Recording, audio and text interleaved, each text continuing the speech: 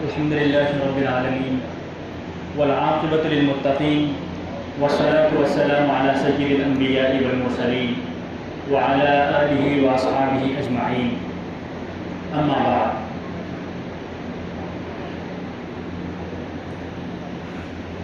آج رمضان المبارک کی 27ویں رات ہے اور اس رات کے حوالے سے عموماً ہمارے درمیان میں ایک بات مشہور ہوتی ہے کہ آج بڑی رات شب قدر ہے.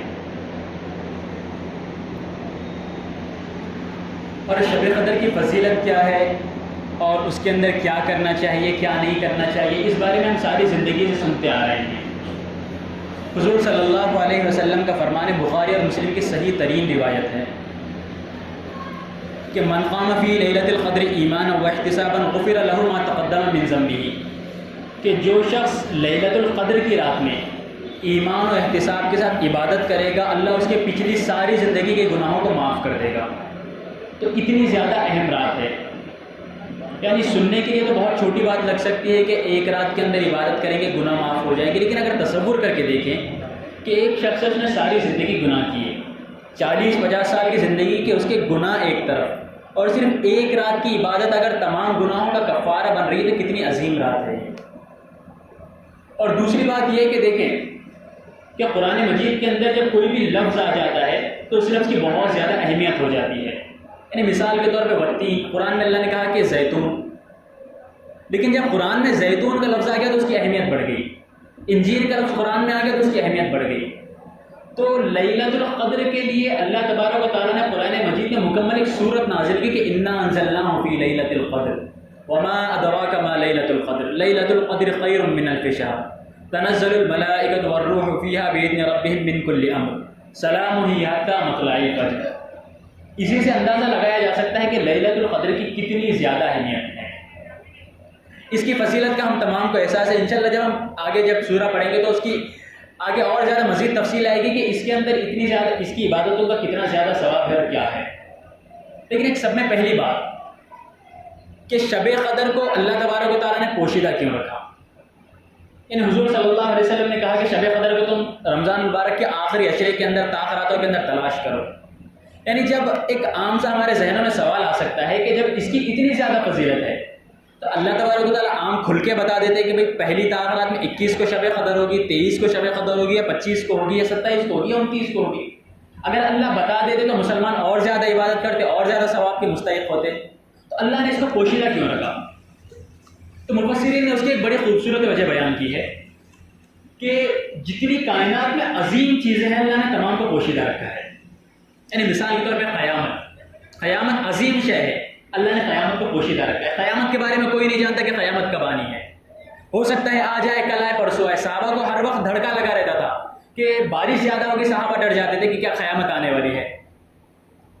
کہ بارش رک گئی، صحابہ ڈر جاتے تھے کیا کل قیامت آنے والی ہے. ہوائیں تیز چلنا شروع ہو گئی، طوفان آیا، آندھی آ گئی، صحابہ خوف میں آ جاتے کیا قیامت آنے والی ہے. تو قیامت کو اللہ نے پوشیدہ رکھا. اسی طریقے سے موت عظیم شے ہے، اللہ نے موت کو بھی پوشیدہ رکھا. موت کی ذکر نہیں کیا کہ موت کب آنی ہے کس کی. تو جتنی عظیم چیزیں ہوتی ہیں اللہ نے تمام عظیم چیزوں کا پوشیدہ رکھا ہے. اسی طریقے سے ثواب عذاب اجر اور اس کا جو جزا سزا ہونی ہے، ثواب اور گناہ ہے، ان تمام چیزوں کو اللہ نے پوشیدہ رکھا کیونکہ یہ چیزیں بہت زیادہ عظیم ہیں. اسی طریقے سے جو لیلۃ القدر بھی اپنی عظمت کے اعتبار سے بہت بلند رات ہے، اس وجہ سے اللہ نے اس کو پوشیدہ رکھا. اسی طریقے سے اس رات کے پوشیدہ رکھنے میں اللہ کی ایک حکمت ہے، اور یقین کرے کہ اس رات کے پوشیدہ رکھنے میں اللہ کی شفقت ہے، اللہ کی رحمت ہے. اس رات کو پوشیدہ رکھنا اللہ کی عین رحمت ہے. وہ کیسے کہ دیکھیں کہ حضور صلی اللہ علیہ وسلم ایک مرتبہ حضرت علی کے ساتھ ایک بستی میں گئے، اور جب حضرت علی کے ساتھ اس بستی میں گئے تو وہاں پر حضرت علی نے دیکھا کہ ایک صحابی آرام کر رہے ہیں، سو رہے ہیں. اللہ کے رسول نے حضرت علی کو حکم دیا کہ علی اور اس کو جگاؤ اور کہو کہ نماز کا وقت ہو چکا ہے. حضرت علی گئے اور حضرت علی نے ان کو جگایا، اور جگانے کے بعد حضرت علی نے اللہ کے رسول سے پوچھا کہ اللہ کے رسول آپ تو نیکیوں میں سبقت کرنے والے ہیں، آپ تو نیکیوں کا حکم کرتے ہیں، آپ تو چھوٹی سے چھوٹی نیکیوں خود سے کرنے کا ارادہ رکھتے ہیں، تو پھر آپ نے مجھے کیوں یہ بات کا حکم دیا کہ میں اس کو نماز کے لیے جگاؤں، آپ نے کیوں نہیں جگایا؟ اللہ کے رسول صلی اللہ علیہ وسلم نے فرمایا کہ علی اگر میں اس شخص کو نماز کے لیے جگاتا اور وہ نماز کا انکار کر دیتا تو وہ کافر ہو جاتا. تمہارے جگانے کے بعد اس نے اگر نماز کا انکار کر دیتا تو وہ زیادہ سے زیادہ گنہگار ہوتا، لیکن میرے جگانے کے بعد وہ انکار کرتا تو وہ کافر ہو جاتا۔ تو ٹھیک عین اس رات کا معاملہ ہے۔ اگر اللہ تبارک و تعالیٰ اس رات کا معاملہ ظاہر کر دیتے کہ یہ رات فلاں رات میں ہے، تو جو لوگ عبادت کرنے والے تھے تو ان کی چاندی تھی، وہ لوگ تو عبادت کرتے اپنے آخرت کو بنا لیتے، لیکن جو مسلمان اس رات میں گناہ کرتا تو تصور کرنے کا مقام ہے اس کے گناہ کتنے بڑے ہوتے پھر۔ تو اس رات کو چھپانا اللہ کی عین شفقت ہے، یہ اس رات کو چھپانے میں اللہ کی ہم پر رحمت ہے کہ سوچے کہ اللہ کتنا رحیم ہے کہ اللہ میں بخشنا بھی چاہتا ہے، لیکن اللہ نے اس بات کو مخفی بھی رکھا اس کے اندر کہ ہو سکتا ہے کہ اگر اس رات میں کوئی گناہ بھی کر لے تو اللہ ایک اس کو بینیفٹ آف ڈاؤٹ دے دے کہ ہاں اسے پتہ نہیں تھا اس نے گناہ کر لیا، میں معاف کر دوں گا۔ تو اللہ کی حکمت یہ ہے۔ اور دیکھیں کہ اس رات کے مخفی رکھنے کی ایک اور وجہ یہ ہے کہ اللہ چاہتے ہیں کہ ہم پورے رمضان کے اندر اس رات کو تلاش کریں، جتنا عبادتیں کر سکتے اس رات میں عبادتیں کریں۔ اگر بتا دی جاتی ہے کہ 27 کو تاخرات ہے تو ہم کیا کرتے، صرف 27 کی عبادت کرتے، لیکن اللہ نے مخفی رکھا، حضور نے فرمایا کہ تاخراتوں میں تلاش کرو، 21 کو ہو سکتی 21 کی عبادت کرو، 23 کی عبادت کرو، 25 کی عبادت کرو، 27 کی عبادت کرو، 29 کی عبادت کرو۔ اچھا تو پھر اگر یہ رات مخفی ہے تو پھر رات تاخرات ہے کب؟ یہ لیلۃ القدر کس رات میں آتی ہے؟ تو حدیث سے تو یہ بات صاف پتہ چلتی ہے کہ لیلۃ القدر رمضان کے مہینے میں آتی ہے، اور رمضان کے مہینے میں بھی بخاری کی حدیث ہے کہ آخری 5 راتوں میں آتی ہے۔ اب جو تفسیر مظہری کے اندر تقریباً 40 اقوال آئے ہیں کہ یہ رات فلاں دن میں آئے گی، فلاں دن میں آئے گی، فلاں دن میں آئے گی، اور امام رازی رحمۃ اللہ علیہ نے ان 40 کو چھانٹ کر 9 بنایا ہے کہ ان 9 اقوال میں سے حضرت ابن عباس کا سب میں راجح قول یہ ہے کہ یہ رات 27ویں تاخرات میں آتی ہے، 27ویں تاخرات میں آتی ہے کہ لیلۃ القدر 27ویں تاخرات میں ہوگی۔ اور اس کی انہوں نے 3 بڑی خوبصورت وجہ بیان کی کہ سننے کی بات ہے کہ حضرت ابن عباس نے فرمایا، اور دیکھیں کہ یہ کوئی حدیث نہیں ہے کہ قرآن کی بات نہیں ہے، حضرت ابن عباس کے ذوق کی بات ہے۔ حضرت ابن عباس کو اللہ نے قرآن کا بڑا گہرا علم دیا تھا، حدیث کا بڑا گہرا علم دیا تھا، تو حضرت ابن عباس نے اپنے ذوق سے یہ بات بیان فرمائی کہ 3 وجہ سے کہ انہوں نے کہا کہ یہ تاخرات 27ویں تاخرات میں آ سکتی ہے۔ انہوں نے سب میں پہلی وجہ بیان کی کہ بڑی خوبصورت ہے کہ انہوں نے کہا کہ یہ جو سورۃ القدر ہے، سورۃ القدر کے اندر 30 الفاظ آئے ہیں، پورے سورۃ القدر کے اندر 30 الفاظ ہیں، اور سورۃ القدر کا جو 27واں لفظ ہے وہ ہیا ہے۔ ہیا یعنی وہ لیلۃ القدر، ہیا کا مطلب ہے لیلۃ القدر۔ 27ویں نمبر پر لیلۃ القدر کا نام آیا ہے تو انہوں نے اس سے اشارہ سمجھا کہ 27ویں رات میں لیلۃ القدر ہوگی، پہلا اشارہ۔ اور انہوں نے دوسری بات یہ کی کہ اللہ تبارک و تعالیٰ طاق ہے، یعنی اللہ ایک ہے۔ طاق کہتے ہیں کہ 1 3 5 7 9 11 یہ طاق عدد ہوتے ہیں۔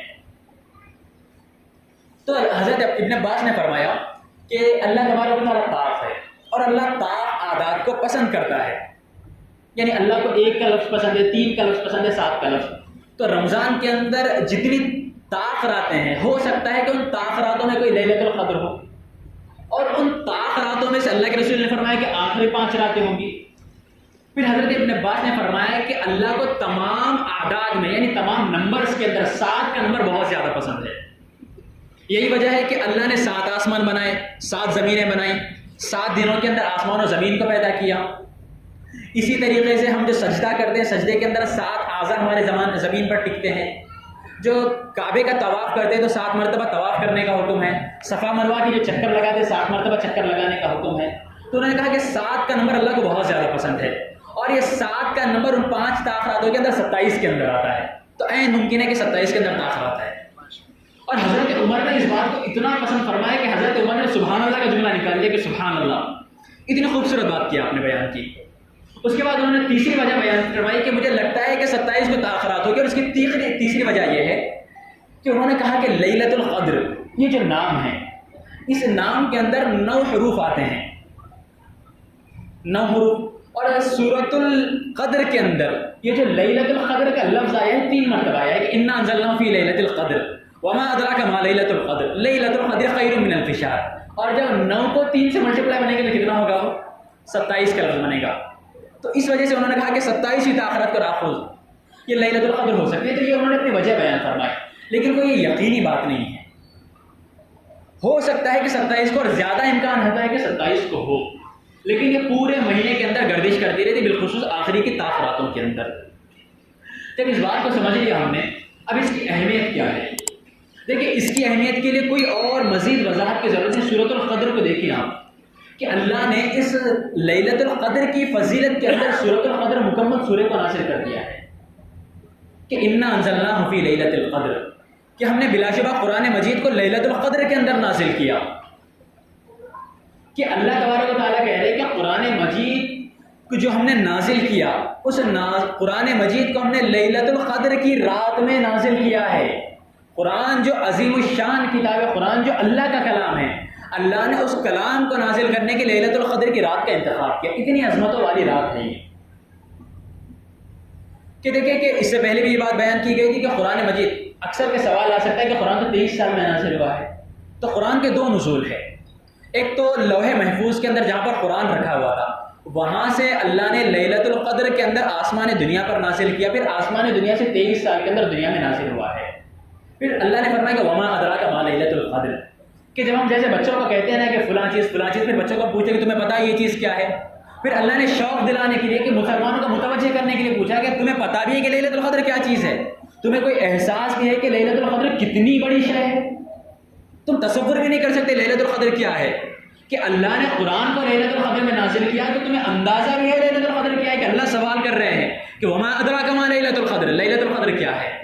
لیلۃ القدر خیر من الف شہر، کہ لیلۃ القدر 1000 مہینوں سے بہتر ہے، یعنی ایک رات 1000 مہینوں سے بہتر ہے۔ کہ اب ذرا سوچیں کہ 1000 مہینوں سے بہتر کیوں کہا اللہ نے؟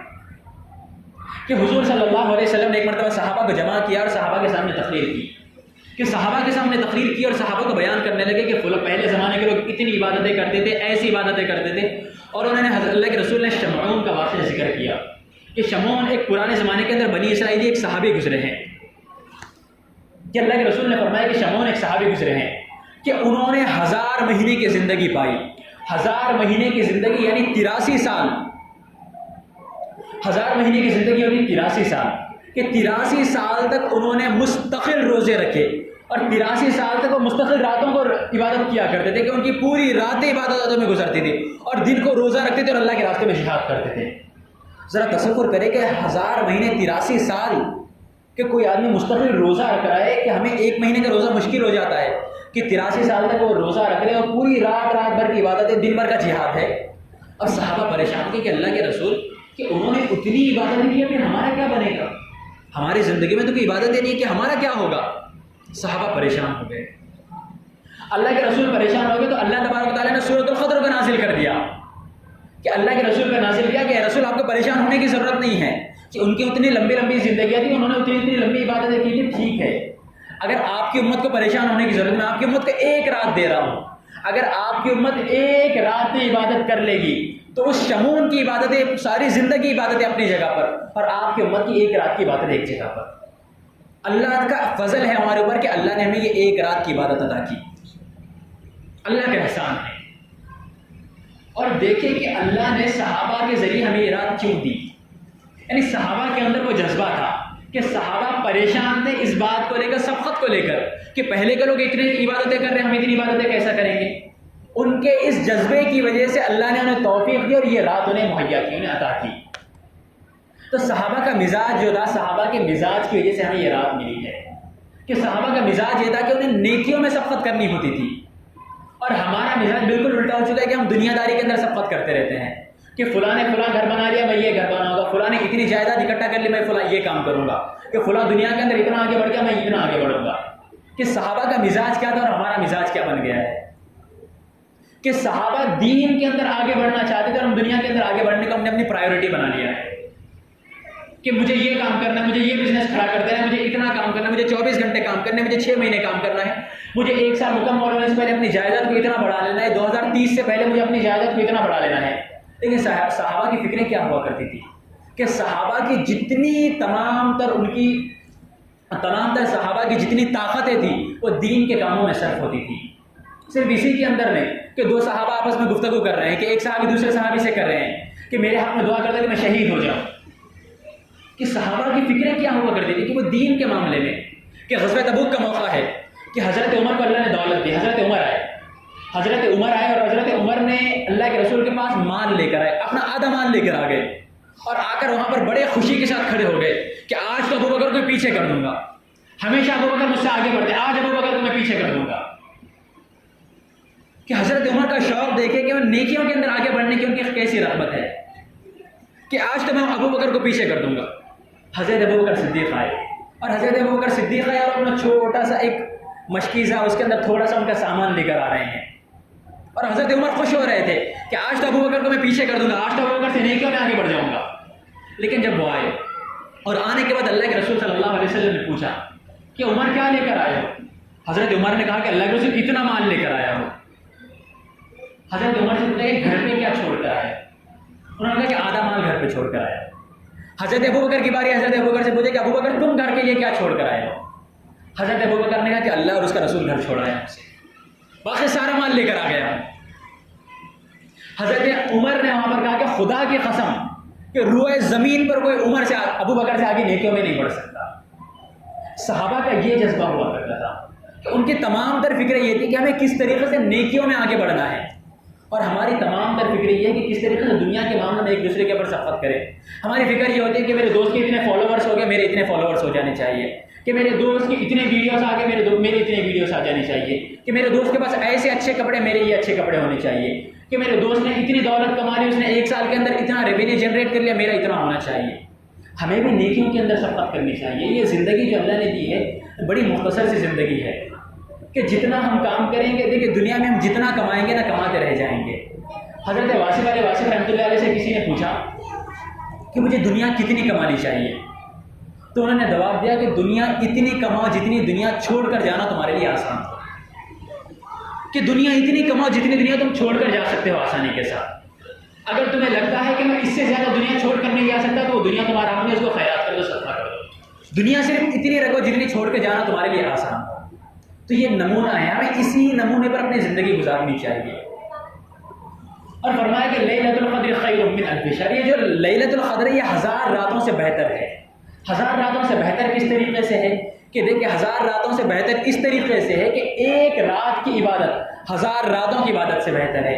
اس ایک رات کے اندر اللہ جتنا نوازتے ہیں اللہ 1000 راتوں میں اتنا نہیں نوازتے. یعنی 1000 راتوں پہ اللہ کی نوازش ہے ایک طرف، اس ایک رات کی نوازش ہے ایک طرف.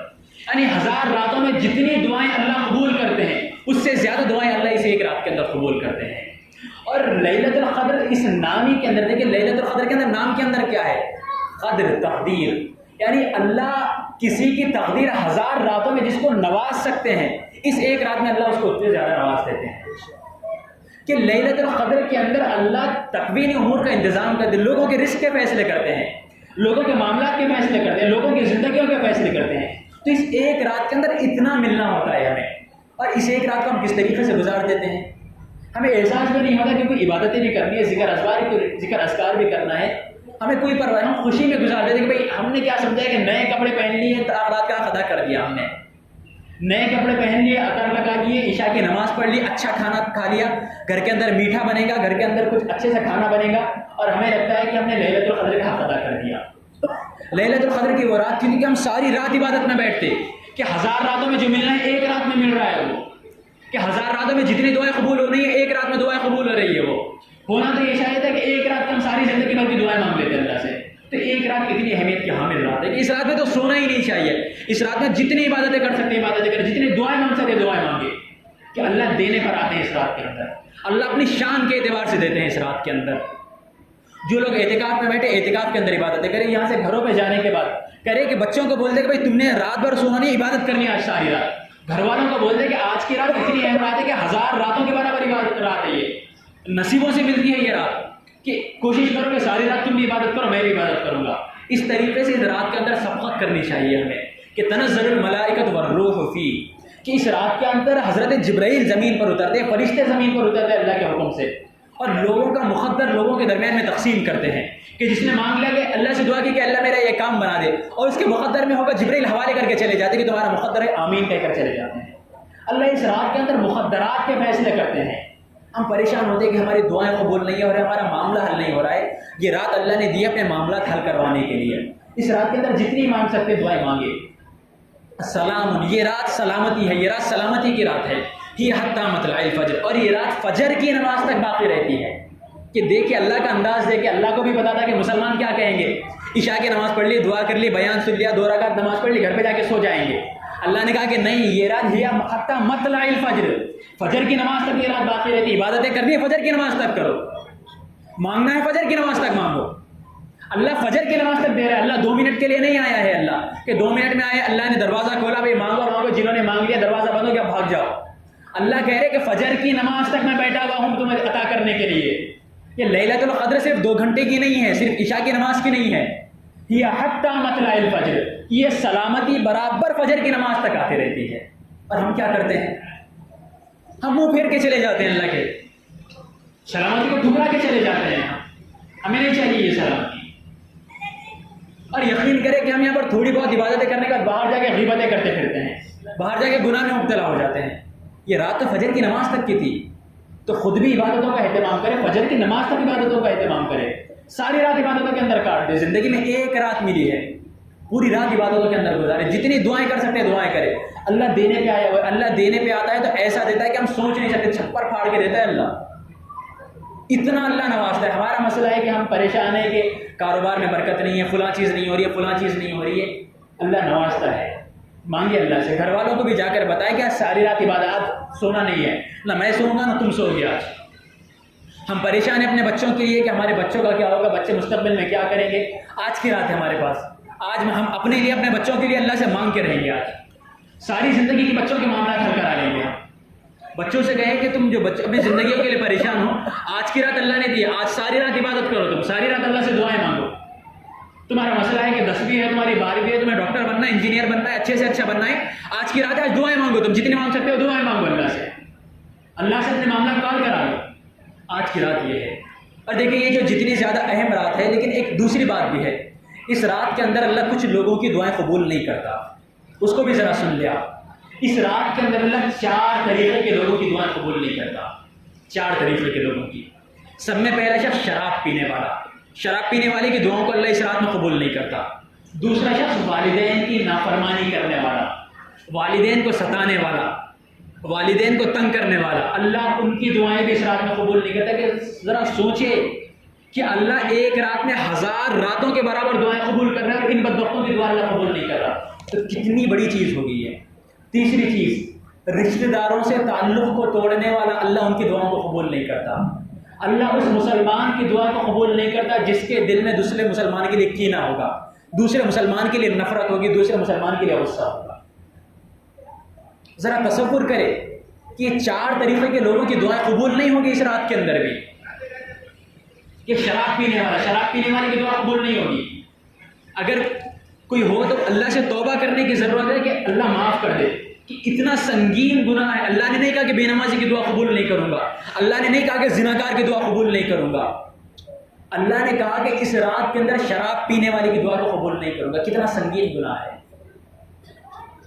اور ذرا تصور کرے کہ یہ چار ہی لوگوں کی دعا قبول کیوں نہیں ہوتی. یہ 4 لوگوں کی دعا قبول کیوں نہیں ہوتی. بے نمازی نہیں کہا، زکوٰۃ روکنے والا نہیں کہا، کچھ نہیں کہا. یہ 4 حقوق العباد ہے. اللہ حقوق العباد کو معاف کر سکتا ہے، اللہ حقوق العباد کو معاف نہیں کرتا. لیلۃ القدر کے اندر بھی حقوق العباد ادا کرنے والے کی دعائیں قبول نہیں ہوتی. والدین کا بہت بڑا حق ہوتا ہے. والدین کا حق ہے کہ ان کی اطاعت کی جائے، ان کی فرمانبرداری کی جائے. والدین جو کہے ان کی بات کو ماننا حق ہے. یہ اگر کوئی والدین کا نافرمان ہے اللہ ان کی دعاؤں کو قبول نہیں کرتا. دیکھیں 2 چیزیں ہوتی ہیں یہاں پر، بہت کھل کر کہہ رہا ہوں. دیکھیں یہ بات کہ والدین کی بھی ذمہ داری ہے کہ بچوں کی حقوق دے، بچوں کی ذمہ داری ہے کہ والدین کے حقوق دے. اولاد نافرمان 2 وجہ سے ہوتی ہے. اولاد نافرمان 2 وجہ سے ہوتی ہے. سب میں پہلی بات بہت زیادہ سختی کرنے کی وجہ سے، دوسری بات بہت زیادہ نرمی کرنے کی وجہ سے.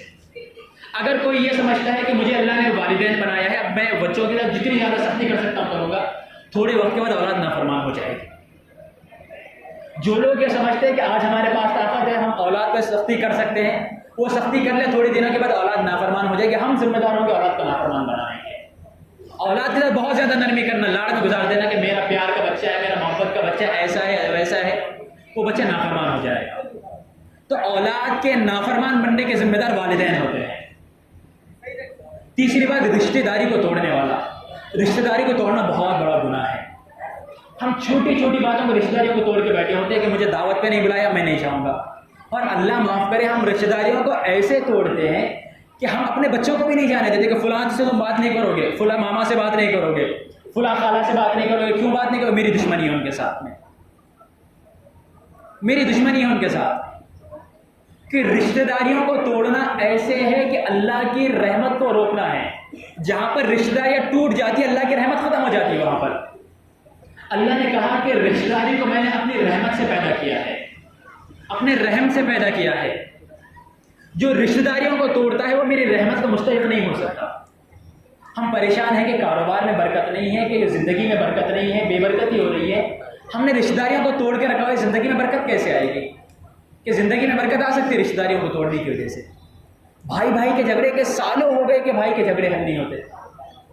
بہنوں سے بات نہیں کی، بھائیوں سے بات نہیں کی، بچوں کو روکا ہوا ہے کہ فلاں رشتہ دار کے پاس نہیں جاؤں گے. اللہ کے لیے لوگوں کو معاف کرے، لوگوں کو معاف کرے. ہم یہ چاہتے ہیں کہ اللہ ہمیں معاف کرے اور ہم لوگوں کو معاف کرنے کے لیے تیار نہیں ہیں. اپنے دل کو بڑھا کر لوگوں کو معاف کرے. اس حدیث کو سنیں کہ اللہ کے رسول کے پاس ایک صحابی ہے، آ کر کہا کہ اللہ کے رسول فلاں نے مجھے تکلیف پہنچائی ہے. حضور نے کہا اس کو معاف کرو. پھر دو بار آئے کہ اللہ کے رسول میں نے اس کو معاف کر دیا تھا، دوبارہ اس نے مجھے تکلیف پہنچائی. اللہ کے رسول نے کہا کہ پھر معاف کرو. پھر تیسری مرتبہ ہے کہ اللہ کے رسول اب تو اس نے مجھے لوگوں میں ذلیل کیا ہے. حضور نے کہا کہ پھر بھی اسے معاف کرو. اگر تمہیں معاف کرنے کے ذریعے سے تمہاری عزت میں کمی آتی ہے تو میں محمد الرسول اللہ کا رسول کہہ رہا ہوں کہ تمہاری عزت میں جو کمی آئے گی قیامت میں وہ تمہیں عزت میں لوٹاؤں گا. لوگوں کو معاف کرنا اتنی بڑی بات ہے، ہم لوگوں کو معاف کرنے کے لیے تیار نہیں ہیں. چھوٹی چھوٹی باتوں میں دلوں پر لے کے بیٹھے ہیں کہ 10 سال پہلے اس نے میرے ساتھ یہ کیا تھا میں اس کو معاف نہیں کروں گا. 10 سال پہلے اس نے میرے ساتھ ایسا کیا تھا، مجھے شادی پہ نہیں بلایا تھا میں معاف نہیں کروں گا. میرے گھر نہیں آیا تھا میں معاف نہیں کروں گا. میری بے عزتی کی کہ میں معاف نہیں کروں گا. یہ معاف کرے لوگوں کو معاف کریں گے اللہ ہمارے دلوں کو کھولے گا. جو لوگوں کو معاف نہیں کرتا ان کی دعائیں قبول نہیں ہوتی ہے. چوتھا شخص وہ ہے جو جس کے دل میں مسلمان کے لیے کینہ ہو. کینے کا مطلب یہ ہوتا ہے کہ جس کے دل میں یہ خیال ہو کہ میں اس مسلمان کو تکلیف پہنچاؤں گا. جس مسلمان کے دل کے اندر یہ خیال ہو کہ میں اس کو تکلیف پہنچاؤں گا، کینہ ہوتا ہے. کہ ہم کتنی چھوٹی چھوٹی باتوں پر دلوں کے اندر نفرتیں پالے ہوئے ہیں کہ کسی نے مذاق اڑا دیا ہم دلوں میں نفرتیں پالے ہوئے ہیں کہ آج میرے پاس طاقت ہے، جب میرے پاس طاقت آئے گی میں اس سے بدلہ لوں گا. بھائی بھائی کے لیے دلوں میں کینہ ہے کہ بھائی نے میرا حق نہیں دیا، بھائی نے میرے دل میں نے کینہ پالا ہوا ہے کہ جب میرے پاس طاقت آئے گی میں میرے بھائی سے بدلہ لوں گا. مسلمان کے بارے میں سوچ رہا ہے کہ مسجد میں کام کرنے والے ایک دوسرے کے بارے میں دلوں میں کینہ پالے ہوئے ہیں. مسجد کا کام کرنے والے، دین کا کام کرنے والے ایک دوسرے کے لیے دلوں میں کینہ پالے ہوئے ہیں. کہ تھوڑی تکلیف پہنچ گئی ہم دلوں میں کینہ پال لیتے ہیں کہ مجھے طاقت ملی میں اس کو بتاؤں گا. پھر اس کینے کو اپنے دلوں سے ختم کرے کہ جس کے دلوں کے اندر کینہ ہوگا وہ جنت میں داخل نہیں ہو سکتا. جس کے دل میں مسلمان کے لیے کینہ، مسلمان کے لیے نفرت، مسلمان کے لیے حسد ہوگا وہ جنت کی خوشبو تک نہیں سن سکتا. اتنی بری بات ہے کینہ. تو لوگوں کو معاف کرے. سب سے بڑی بات وہ یہ ہے کہ آج نیت کر کے جس نے مجھے جو تکلیف پہنچائی تھی میں نے اللہ کے لیے معاف کر دیا، اللہ کے لیے معاف کر دیا. ایک صحابی گزر رہے تھے، اللہ کے رسول نے کہا کہ یہ شخص جنتی ہے، یہ شخص جنتی ہے. اب صحابہ پریشان ہو گئے کہ اللہ کے رسول کسی کے بارے میں کہہ رہے ہیں کہ یہ جنتی ہے. ایک صحابی ان کے پیچھے پیچھے گئے، ان کے دروازے کو کھٹکھٹایا اور کہا کہ میں مسافر ہوں، میں فلاں جگہ سے میں مسافر ہوں، کیا مجھے اپنے گھر میں قیام کی اجازت ہوگی؟ انہوں نے کہا کہ ٹھیک ہے تم تو مسافر ہو، مسافر کا حق ہے. انہوں نے ان کی میزبانی کی، اپنے گھر پہ روکا. 1 دن ہو گیا، 2 دن ہو گئے، 3 دن ہو گئے، 3 دن گزر گئے. 3 دن کے بعد بڑے پریشان ہو گئے. پریشان ہو کر پوچھا کہ اللہ کے رسول نے تمہارے بارے میں کہا ہے کہ تم جنتی ہو، تمہارا عمل کیا ہے؟ نہ بڑی تہجدیں پڑھتے ہو، نہ روزہ رکھتے ہو، نہ بڑی عبادتیں کر رہے ہو، پھر آخر کاہے کے جنتی ہو گئے تم کہہ کے جنتی بن گئے؟ اس نے کہا کہ میرا صرف ایک عمل ہے، میں رات کو سونے سے پہلے اللہ سے دعا کر کے سوتا ہوں کہ اے اللہ جتنے لوگوں نے مجھے تکلیف پہنچائی آج میں تمام کو معاف کر کے سو رہا ہوں، میں تمام کو معاف کر کے سو رہا ہوں. کہ معاف کرنا اتنا بڑا حق ہے کہ معاف کر کے سوئے، کہ لوگوں کو معاف کرے. زندگی میں جس نے جو تکلیف پہنچائی ہے کہ ہو سکتا ہے کہ بچوں کو والدین کو بچوں سے معاف کر دیں، اللہ کے لیے معاف کر دیں، کہ اللہ سے کہے کہ اللہ میں نے تیرے لیے معاف کیا ہے، میرے دل کو سکون دے دے۔ یقین کریں معاف کریں گے دلوں کو سکون مل جائے گا۔ ہمارے دلوں کے اندر یہ جو بے چینی اور یہ جو کینہ ہوتا ہے نا کہ فلاں نے میرے ساتھ یہ کیا، فلاں نے میرے ساتھ یہ کیا، فلاں رشتہ دار نے یہ کیا، فلاں دوست نے ایسا دھوکہ دیا تھا، فلاں نے میرا ایسا مذاق اڑایا تھا، ہمارے دلوں میں یہ جو نفرتیں اور یہ جو غصہ اور یہ جو بے چینی ہے، میں اس بوجھ کو پالنے کی وجہ سے معاف کر دیں گے وہ بوجھ اتر جائے گا۔ ذرا سوچ لیں کہ بھائی میں نے معاف کر دیا، بھائی جو تھا اس کا معاملہ اس کے ساتھ، میرا معاملہ میرے اللہ کے ساتھ، میرا اللہ معاف کرنے والا ہے، میں بھی اللہ معاف کرنے والا۔ میں نے آج لوگوں کو معاف کیا، کل قیامت میں اللہ مجھے معاف کرے گا۔ معاف کرنے کی کتنی بڑی فضیلت ہے، معاف کرنے کا کتنا بڑا ثواب ہے۔ دیکھیں کہ لوگوں کو معاف کرے، چھوٹی چھوٹی باتوں پہ لوگوں کو معاف کرے۔ یہ ایک بڑا ہی گنہگار شخص تھا، ایک گنہگار شخص تھا، بڑا گنہگار، اس کی وفات ہو گئی۔ کسی نے اس کو خواب میں دیکھا کہ وہ تو جنتوں میں ہے۔ اس نے پوچھا کہ بھائی یہ کیا معاملہ ہو گیا تمہارے ساتھ کہ تم تو اتنے گنہگار تھے، تمہاری تو جہنم پکی تھی، تم کیسے جنت پہنچ گئے؟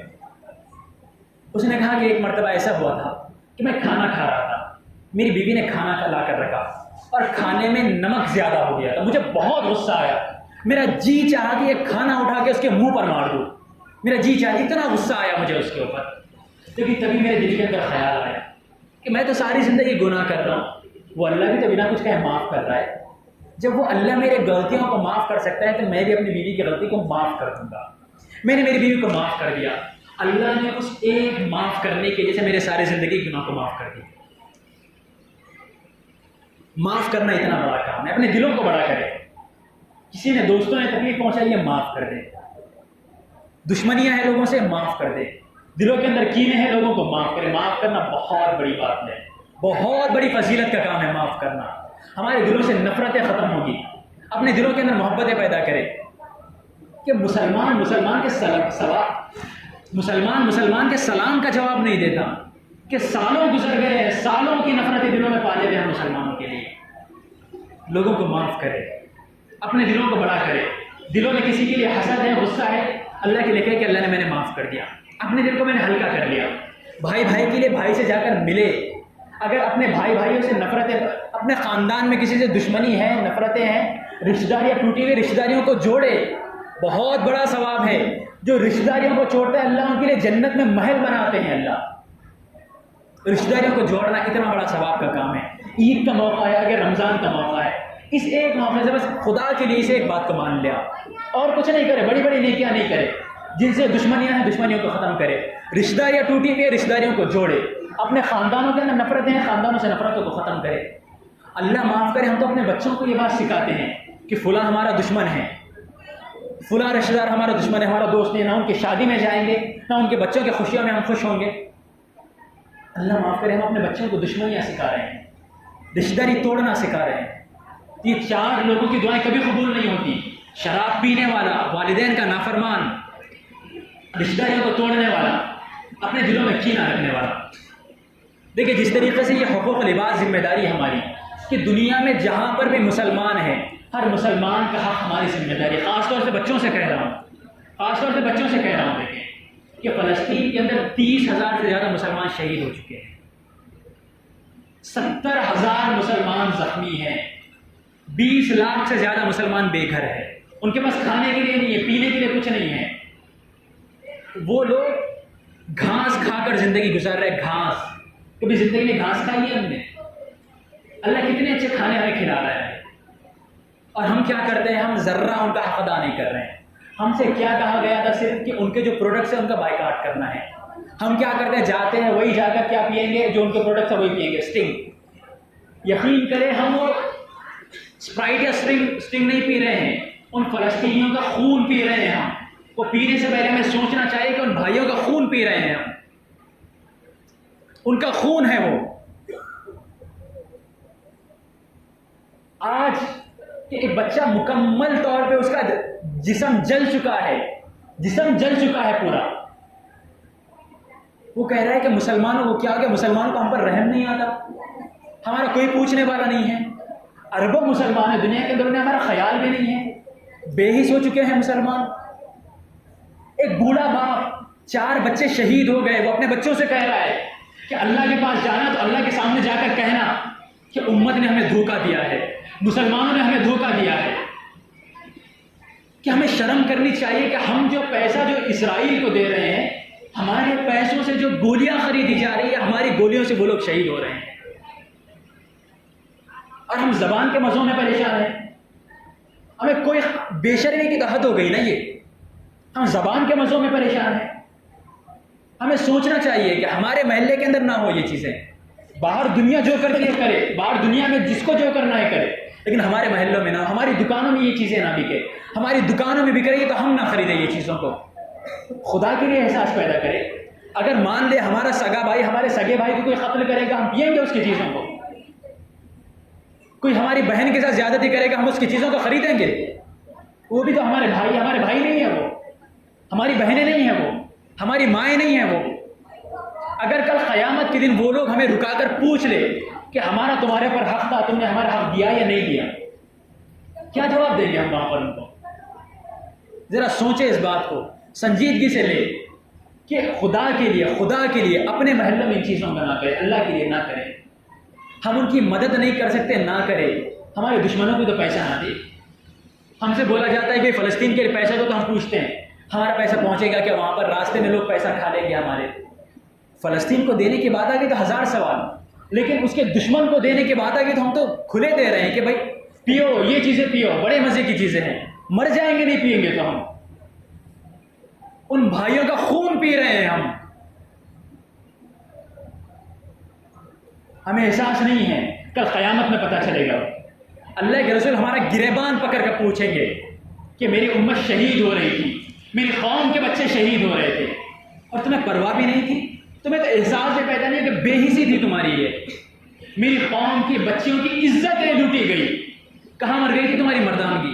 تمہاری مردانگی آپس میں لڑنے کے لیے ہے صرف، کہ مسلمان کا گلا کاٹنے کے لیے ہے تمہاری مردانگی؟ تمہاری دولت کہاں چلی گئی تھی؟ حرام چیزوں کے لیے ہے صرف تمہاری دولت. اعلان ہوگا کہ تھیٹر میں فلم لگے گی، اچھی فلم ہے، جا کر خرید کر فلمیں دیکھیں گے، لیکن مسلمان کو دینے کے لیے پیسہ نہیں ہے ہمارے پاس. یہ دن آ گئے ہمارے اوپر. اور ہم اتنے نہ، اصل ایمان والے تو وہ لوگ ہیں کہ ان کے ساتھ جو کچھ ہو رہا ہے، کہ ایک باپ کے 4 بچے شہید ہو گئے. 11 سال تک باپ نے دعا کی، 2 بچے پیدا ہوئے. 4 دن کے اندر بچے شہید ہو گئے. وہ 4 دن کے بچے. اس کا جملہ سنے کہ اللہ تیرا شکر ہے تو نے میرے بچوں کو شہادت دی. ایک ماں کے 7 بچے شہید ہو گئے. وہ کہہ رہے کہ اللہ میرے اور بچے ہوتے میں اور دے دیتی تجھے بچے. کھانے کے لیے کچھ نہیں ہے ان کے پاس، لیکن ان کی زبان پر شکوہ نہیں آیا ہے، ناشکری نہیں آئی ہے. اور ہم اللہ نے جتنی نعمتوں میں رکھا ہے اس کے بعد بھی ہماری زبان پر ناشکری، کہ یہ نہیں ہے، یہ نہیں ہے، یہ نہیں ہے، یہ نہیں ہے. ہونا تو یہ چاہیے کہ اس عید پر نئے کپڑے نہ پہنے ہم، کہ ہمارے بھائی کا غم ہمارا غم نہیں ہے. کسی کے گھر میں باپ مر جائے تو کیا وہ عید پر نئے کپڑے پہنتا ہے؟ کسی کی ماں مر جائے تو عید پر نئے کپڑے پہنے گا وہ؟ کسی کی بہن کی عزت لوٹ لی جائے تو نئے کپڑے پہنے گا وہ؟ کسی کا بچہ شہید ہو جائے تو نئے کپڑے پہنے گا وہ؟ پھر ہم کس حق سے نئے کپڑے پہنتے ہیں عید پر؟ کیا ہماری مائیں نہیں ہیں وہ؟ کیا ہماری بہنیں نہیں ہیں وہ؟ کیا ہماری قوم کے بچے نہیں ہیں وہ؟ وہاں کے لوگ دعائیں کر رہے کہ اللہ امت کو معاف کر دے. انہوں نے ہم پر لعنت نہیں بھیجی، انہوں نے کہا ہے کہ اللہ امت ہمیں بھول چکی ہے، اللہ امت کو تو معاف کر دے. ہونا تو یہ چاہیے کہ اس عید پر نئے کپڑے بھی نہ پہنے ہم. ہمارے جو کپڑوں کے پیسے ہم اپنے گھر پہ والدین کو بولتے کہ ابا یہ جو میرے پیسے ہیں کپڑوں کے، یہ فلسطینی بھائیوں کو بھیج دیجیے، آپ انہیں ضرورت ہے اس کی. ہمیں جو روزانہ پیسے دکانوں پر جا کر ان کی چیزیں خرید کر پینے میں لگا رہے ہیں، روزانہ کے 10-10 روپے جمع کر کے ان بچوں کو بھیجے آپ کو. ان کے پاس کھانے کے لیے نہیں ہے. جو نالیوں کا یہ جو گندا پانی آتا ہے وہ گندا پانی پی رہے ہیں وہ لوگ. پینے کے لیے پانی نہیں ہے، رہنے کے لیے گھر نہیں ہے. سر آج بھی ہمیں ہماری ضرورت نہیں ہے. یقین کریں انہیں ہماری ضرورت نہیں. وہ تو توکل والے لوگ ہیں. وہ تو آج بھی کہتے ہیں کہ اللہ ہمارے لیے کافی ہے، ہمیں امت کی ضرورت نہیں ہے، ہمیں ان کی ضرورت ہے. کل قیامت میں اللہ ایک ایک سے روک کر پوچھے گا ان سے کہ تمہارے ساتھ یہ ہو رہا تھا کہ مسلمانوں نے کیا کیا. ہمیں ان کی گواہی کی ضرورت ہوگی آگے نکلنے کے لیے. اگر وہ کہہ دے کہ ان لوگوں نے جو پیسہ بھیجا تھا اس پیسے سے دشمن نے ہمارے لیے گولیاں خریدی اور ان گولیوں سے ہم مرے، ہم کیا کہیں گے وہاں پر؟ کہہ سکتے ہیں وہاں پر کچھ ہم؟ ایک اسپرائٹ کی بوتل کتنا منافع ہوتا ہے؟ 4 روپے کا. 4 روپے کے لیے بھائی کو بیچ دیا ہم نے, 2 روپے کے لیے بھائی کو بیچ دیا ہم نے. اتنی سستی ہے ہمارا ایمان. 10 روپے سے زیادہ گھٹیا ہو گیا ہمارا ایمان, اتنا سستا. مسلمان کے خون کی کوئی قیمت نہیں ہے. اللہ پوچھے گا تو ہم کیا جواب دیں گے وہاں پر؟ کل کو یہ حالت ہم پر آ جائے تو ہم کیا کریں گے؟ آج بھی ایسے لوگ موجود ہیں, آج بھی ایسے لوگ موجود ہیں کہ ایک ترکی کے شخص نے اپنا گھر, ذاتی گھر بیچ دیا. ذاتی گھر بیچ کر اس نے 150 خیمے خریدے اور فلسطین کے لوگوں کو بھیجے کہ فلسطین کے بچوں کے لیے 150 گھر اس نے بنائے اپنا ذاتی گھر بیچ کر, کہ میں کرائے کے گھر میں رہ سکتا ہوں. لیکن ان لوگوں کے پاس تو رہنے کے لیے گھر بھی نہیں ہے, بے سہارا, سروں پر چھت نہیں ہے. میں تو اللہ نے پھر بھی کرائے کے گھر میں رہ سکتا ہوں. آج بھی ایسے لوگ موجود ہیں. اور اس نے اپنا نام تک پیش نہیں کیا. اس سے نام پوچھا گیا تو اس نے کہا کہ نام کی ضرورت نہیں ہے. تو لوگوں نے اسے ابو دہدا کا نام دیا, ایک صحابی کا نام دے دیا. آج بھی لوگ ایسے لوگ موجود ہیں. ہمارے چند کوڑیوں کی انہیں ضرورت نہیں ہے, لیکن ہمیں تو ضرورت ہے نا اللہ کے سامنے جواب دینے کے لیے. اس بے حسی کا اللہ کے سامنے کیا جواب دیں گے؟ عید تو ایسی ہونی چاہیے کہ ہر گھر میں ماتم ہو, ہر گھر میں ماتم ہو. رمضان کے اندر 5000 مسلمان شہید ہوئے ہیں. صرف رمضان کے اندر 5000 مسلمان. کیا ماتم کرنے کا مقام نہیں ہے؟ کیا خوشیاں منانے کا مقام ہے؟ یہ عید بھی ہمارے لیے کوئی عید ہوگی؟ ہم کس منہ سے نئے کپڑے پہنیں گے اس عید پر؟ کس منہ سے نئے کپڑے پہن کر خوشی منائیں گے ہم؟ اب یہاں پر شیر خورما پی رہے ہوں گے, وہاں پر پینے کے لیے ان کے پاس پانی نہیں ہوگا. اب یہاں پر خوشیاں منا رہے ہوں گے, لوگوں سے گلے مل رہے ہوں گے کہ عید مبارک ہو, مبارک ہو. وہاں پر وہ بچے چلا رہے ہوں گے, بھوک سے تڑپ رہے ہوں گے, کسی بہن کی عزت لوٹی جا رہی ہوگی وہاں پر. اور خوشیاں منانے کا مقام ہے یہ تو رونے کا مقام ہے, بلبلانے کا مقام ہے, اللہ سے مانگنے کا مقام ہے. پوری دنیا میں پھیل کر بولنے کا مقام ہے کہ خدا کے لیے روک دو. ایک اسرائیلی کا ظلم اپنی جگہ پر, مسلمانوں تم تو ظلم نہ کرو خدا کے لیے. ہم اتنی آسانی سے کہتے کہ میرے ایک اسپرائٹ نہ خریدنے سے کیا ہو جائے گا. ارے کچھ نہیں ہوگا, لیکن تمہارا احساس بھی تو کوئی چیز ہے, تمہارا دل بھی تو کوئی شے ہے. ہمیں بھی تو رات میں بستر پر سونے کے لیے جائے تو نیند آئے ہمیں. صرف تصور کر لیجئے کہ آپ نے جو 10 روپے اس کو دیے, اس 10 روپے سے اگر گولی خریدی گئی اور اس گولی سے کوئی بچہ مرا, کیا اس احساس کے ساتھ زندگی گزار پائیں گے ہم کہ ہمارے پیسے سے ایک بچہ مرا ہے؟ اس احساس کے ساتھ, یہ احساس جرم نہیں ہے, اس احساس جرم کے ساتھ زندگی گزار پائیں گے ہم؟ پورے پھیل کر پوری دنیا کو بتائے کہ خدا کے لیے نہ کرے. اس محلے میں نہ ہو, بازو کے محلے میں جائے, وہاں پر لوگوں کو سمجھائے, شہر بھر میں لوگوں کو سمجھائے. ہماری ذمہ داری ہے یہ لوگوں کو سمجھانا. لوگوں کو سمجھائے کہ بھیک مانگے, ان سے کہے کہ خدا کے لیے روک دو اس ظلم کو, کہ وہ مسلمان ہمارے بھائی ہیں. جہاں پر اللہ نے زبان دی ہے, طاقت سے روک سکتے ہو طاقت سے روکو, زبان سے روک سکتے ہو زبان سے روکو. کچھ نہیں کہ دل میں تو برا سمجھو, کم از کم جہاں تک بول سکتے ہو بولو. ہمارا تو احساس ختم ہو گیا ہے, احساس ختم ہو گیا ہے. پارٹی کر رہے ہیں ہم, عید کی خوشی ہمارے لیے عید بنتی ہے. ہمارے لیے عید کا نہیں, وعید کا موقع ہے. یہ وعید ہے ہمارے لیے کہ رمضان میں 5000 شہید ہو گئے اور ہم خوشی منا رہے ہیں. جا کر نئے کپڑے خریدیں گے. کپڑے نہ خریدے, وہ بچے پیسے بھیجے وہاں پر. کم از کم ہمارے اعمال سے تو ظاہر ہو کہ ہمارے دلوں کے اندر غم ہے, ہمارے مسلمان بھائی کا ہمارے دل میں غم ہے. پرانے کپڑوں پر جائے, کوئی پوچھے تو بتائے اس کو کہ ہاں فلسطین میں وہاں پہ میرے بھائی ہیں, وہ ننگے ہیں, میں کم از کم پرانے کپڑے تو پہن سکتا ہوں. ہمیں نہیں حق بنتا کہ ہم نئے کپڑے پہنے عید پر. نہیں پہنے نئے کپڑے, کچھ نہیں ہوگا نئے کپڑے نہیں پہنیں گے تو. کوئی مذاق اڑاتا ہے, مذاق اڑانے دے اس کو. دنیا کہتی ہے کہ ہاں بڑے مسلمان گئے, بولنے دے اس کو کہ ہاں مسلمان بن گئے. وہاں پر ان کے پاس نہیں, ہم بھی نہیں کریں گے.